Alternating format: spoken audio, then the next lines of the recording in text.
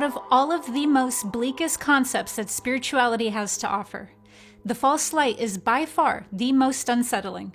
So today I'm going to be explaining what the false light is and how it shows up in our reality in all the many different forms that it takes. In my video, The Fourth Dimension Explained, I talk about how the fourth dimension has the largest bandwidth out of all of the dimensions, and that how it contains the lower astral planes, and within those planes there's a lot of different belief systems that all congregate there, as well as Masonic and religious themes that get projected into the third dimension, since the third dimension is within the fourth dimension. So the third dimension is being projected into reality from the fourth dimension. And so a strong theme that's being played out, especially within the fourth dimension, but one could even perceive it as going higher than that, is this theme that is being played out between the forces of good and the forces of evil, and the forces of light versus the forces of darkness. And the battleground from which this whole cosmic drama is being emanated from is from what I call a fractured or synthetic light. But down through the ages, this was most well known as the false light. It's called false light because it's not actually emanating from the wholeness of source consciousness. It's coming from this fragmented section of the all of source consciousness that has then created its own domain or battleground from which all of the drama of good versus evil is being projected onto. Now, the reason why this is such a dilemma is because the forces of good and evil within this dichotomy specifically is unaware that they are not operating in the peak experience, meaning they actually think that they are in a peak experience of consciousness, that they are in an enlightened state of consciousness. So this domain of consciousness has no clue and is entirely unaware that the angels and demons theme that are battling one another within it, and all of the godheads that reside within this sphere of consciousness, are all mirroring one another's unintegratedness. These entities, be they lower astral angels or lower astral demonic forces, have severed their consciousness into extreme polarities and are battling in this saga going on in this realm to a never-ending and eternal degree that then gets recruited by our consciousness and gets drained and siphoned, even harvested by the third dimensional consciousness, which fuels it through religion, through our belief systems, even through technology. Pretty much any arena can be used by the false light in order to harvest our soul essence so that it continues to have battery life force, so that it continues to generate this false realm where the fractured light is creating this dichotomy and this very strong polarity of good versus evil. These forces from the false light manifest on every different level of our reality. That means that they're going to take on a different form in each level of reality. So the higher we raise our consciousness, the more we have to cultivate discernment in order to recognize them. Kind of like how if we wake up out of a dream, we have to discern whether or not we're still within a dream that's within a dream. And that's exactly what the false light in its highest form is meant to serve us in this experience as a stern and challenging rite of passage into our own spiritual sovereignty. But we can only do that by being able to cultivate the discernment at every different level that the false light is manifesting on, or else we just reincarnate again into the false light ad infinitum. This is also why there is a strong concept within the conscious community and spiritual circles that have to do with recycling of souls. It's really just we're stuck in samsara because we have not cultivated the spiritual sovereignty and the discernment and our emotional intelligence. Essentially, the ascension of all of our different aspects contained within our energy field into its whole unified, and integrated form. So it's not that duality is in and of itself wrong or an unnatural force in nature, as there is much to be gained through the experience and the exploration through duality. But the false light is this sectioned off and encapsulated dimension, where this dimension's primary features are through extreme polarization and extreme fragmentation, as well as inversion. This can even just be looked at as an inverted realm, on top of there being the hallmark signature of ego, worship, and a militant form of hierarchy. Now, there's organic and completely aligned forms of hierarchy. However, this form is the form that our military-industrial complex is emanating from. It's a very militant and fragmented form of hierarchy, and the fourth dimension and the false light that's operating within the fourth dimension thrives off of this form of hierarchy through initiation processes that go higher and higher, or they perceive to be going into a higher space when they're really just a labyrinth. They're just this endless ladder that doesn't lead to being any the wiser. It just leads to more rank, more ego, not any form of enlightenment, really. So this hierarchy is one of the hallmark signatures of there being a false light structure. So because the false light operates differently at every level of reality, those who have raised their vibration higher than the false light, those who have awakened their consciousness above it, are still not immune to it. Because what happens at that point is that once we have broken out of the frequency of the false light, there's still yet the false light morphing into a form that does not look the same at the different levels of reality that are lower than that. And what that takes on is typically what I call a fake Jesus. Now, that doesn't mean that there's not a real Jesus, but to understand more about the real Jesus, you can watch my video on it, The Secret Teachings of Jesus. This fake Jesus is what you could call an imitation. So it's kind of like if you were to wear a Halloween costume of Jesus. And this fake Jesus goes and preys on those that, one, are at their lowest point in life. These are people who have hit rock bottom. So they're easy to prey on because they'll have very little standards, they'll have very little discernment, but they'll still need a connection to a higher power. And because of that, fake Jesus, or even some of the ascended masters that are operating within the false light, whatever is taking on this sort of like fractured, overcompensating light, will come in and will play upon and prey against that weakness, that state of vulnerability that person is in. But on top of that, you have also the same forces of the false light coming through when you're vibrating higher than the false light. And they come in at that point to lower a being's frequency and reroute them back into their matrix. So you have them preying on rock bottom, but you also have them taking a different form in order to maneuver a high consciousness individual back into its battleground. You can also tell fake spiritual teachers that are possessed by the false light by how much of a fervor that they have without knowing that they're in that energetic frenzy, specifically because the entities who they're serving and they think they're doing good and they think they're doing right by and being righteous by are actually attached to their energy field in a way to where that being is now serving as a way to gain more battery and more life force from other people so that it can go and ultimately be fed into whatever that entity, in this case, using the example of fake Jesus, so that that entity can be fed from using that disciple, using that medium of that, undiscerning spiritual teacher.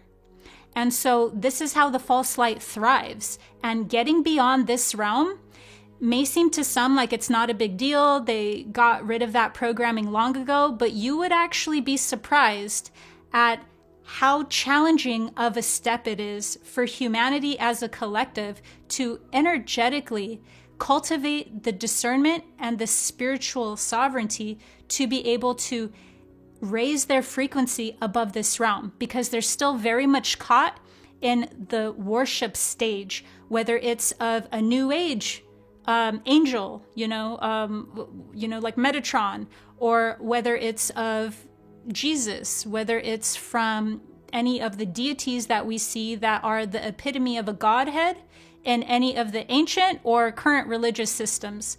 There's this need almost for humanity still to be fueling its belief systems and fueling its worship into the false light in some form or another. The false light is also the dimension where you have this dilemma happening, where people who were a part of the New Age movement wake up out of it, or they see through it somehow, only to go running back to religion. That's no different than a being not understanding that the left hand and the right hand are still a part of the same entity. It's literally just a controlled opposition. So is the New Age dangerous? Sure, every belief system is dangerous, but the New Age isn't this cohesive unit like people think it is. It's this hodgepodge of all these different belief systems that are happening within the spirit of this age, and they don't even all add up or agree with one another. So to just have a blanket statement of the New Age and it being an agenda or evil in and of itself is pretty much just saying that evolution or even revival of ancient knowledge is all a part of some sort of dangerous plot. And there's no discernment in a being who has that view of what's going on in this present age. Instead, all there is a contempt for the contemporary. And then this romanticizing of anything before the contemporary as though that was untouched, as though everything that happened before this age was pure and cohesive. And that never happened either. So with the New Age, you're always going to have, like with any spiritual system, a bunch of belief systems that don't agree and could even have the potential for being dangerous, absolutely. But with everything, it's going to require our own gnosis. It's going to require our own discernment and our own ability to understand what is in relation with what when it comes to our concepts, where they're coming from, and also to know when it's just a new age frenzy of, false light information that's coming through from channeled beings that are from the false light, demonic forces portraying themselves as angelic, versus what is truly a resource, what is truly a teaching that can help a being integrate and reach their own spiritual sovereignty. Which is why in the false light, you have such a strong theme of worship. It's because they do not want a being to reach spiritual sovereignty. Spiritual sovereignty doesn't mean that you are an island unto yourself in the multiverse. Spiritual sovereignty means you can think for yourself. It means that you are your own authority. And so if you aren't in your own authority, then by default, you fall into a state of spiritual amnesia, because not even the universe, not even the multiverse wants you in a state of spiritual amnesia. They don't need you weak. To be in spiritual sovereignty is actually in alignment with universal law, with natural law, and with the multiverse. So we have this refined and added dilemma when it comes to us raising our frequency, because it's a new level, new devil going on. It's going to masquerade itself as something and scare us because fear lowers our frequency. So it's going to do something to create this fear in us that we are somehow not supposed to be in our sovereignty, that we are not supposed to be raising our frequency or having a higher consciousness above these belief systems that are all operating within the false light.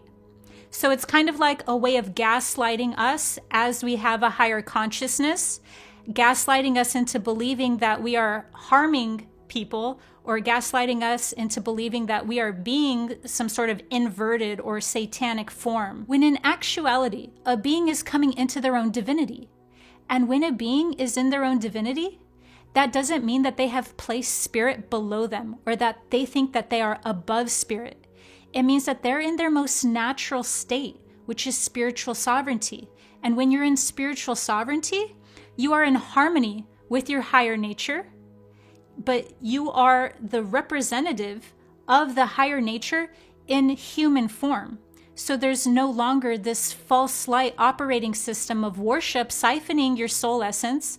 There's no longer spiritual amnesia happening. And there's no longer a play off of the psyche and the mind and body where there's fragmentation that is dueling one another. So then awakening would be to heal that internal conflict that's taking place, which is creating the vibrational match to us having an external reality that is a hall of mirrors, which is showing, it's mirroring to us those distortions at a collective level. And when we're operating at a higher frequency than the false light, all that really means is that we can still be in human form. We could even still be occupying a reality where there's duality, but that there's not spiritual amnesia going on within that reality. Because the spiritual amnesia that's taking place has us separate from our oneness, separate from our divinity.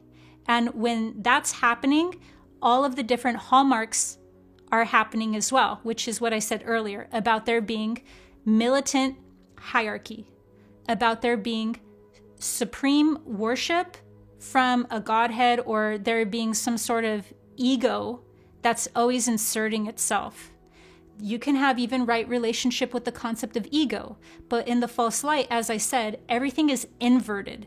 So you have everything in its most profane form. And a part of that profanity is creating synthetic timelines for humanity to make us believe that we are evolving and progressing, when in reality, we're headed further away from our true power, which is in alignment with spirit. And we're doing this mainly through technology. Now, as I've said in my past videos, technology in and of itself is neutral. It can greatly benefit our evolution, and it can also greatly deteriorate our ability for evolution. But when we're posed with a synthetic timelines, what's happening is that we believe that this version of evolution is actually developing our consciousness and developing our spirit and humanity at large, when in reality, it's creating a degenerative state for us and our consciousness. And that's what the false light wants to align us with. It's synthetic versions of our future and with synthetic timelines, versus there being organic timelines where humanity actually evolves and we integrate our higher consciousness into our human form. So when we're dealing with the false light, there's always this imitation force that's masquerading as this genuine and organic force behind it. And this imitation force is what keeps us in a lower state of consciousness by simply always recycling us and rerouting us back into the matrix of its false light. And if we aren't able to discern an organic and genuine force of any concept from its synthetic and imitative force, then we're going to confuse the two, and we're going to continue to recycle back into this false light. Now, in the third dimension, we have this theme of the false light being played out at the largest scale through our institutions, specifically through what's known as controlled opposition. Controlled opposition is exactly what its name says. It's where you control the opposition. So both sides of any dichotomy, both sides of any paradigm are both controlled and feed into the same arena, and they feed into the same entity. So controlled opposition can even have what looks like a dominant political figure who looks like they've gone completely rogue. And what you'll have is, once again, in the false light and without discernment, you'll have an imitation energy. Let's use the example of divine masculine energy, right? Since we see political figures trying desperately to portray divine masculine energy and failing horribly at it for anyone who has discernment. So let's say you have a divine masculine mockery, right? You have the inverted form because they're from the false light. They're coming from a fractured light. They're not the true divine masculine. You'll have this being say some truthful things here and there, throw out some truths in order to hook you in, and then just be a complete bastardization of the divine masculine energy. A complete pathological, completely erratic, degenerative, that has this overcompensation energy, which is actually not true alpha energy anyways. And it's this overcompensation. So it's overly aggressive, or it's overly confrontational, or it's overly in whatever fragmented aspect that it's operating from. So you have that masquerading as the true divine masculine energy, and that's simply a false light controlled operation happening where you're controlling the opposition. So for people who have raised their consciousness outside of the institutions that are from a parasitic false light structure, then you also have this added dilemma, right? Because it's new level, new devil, where we have these imposter energies.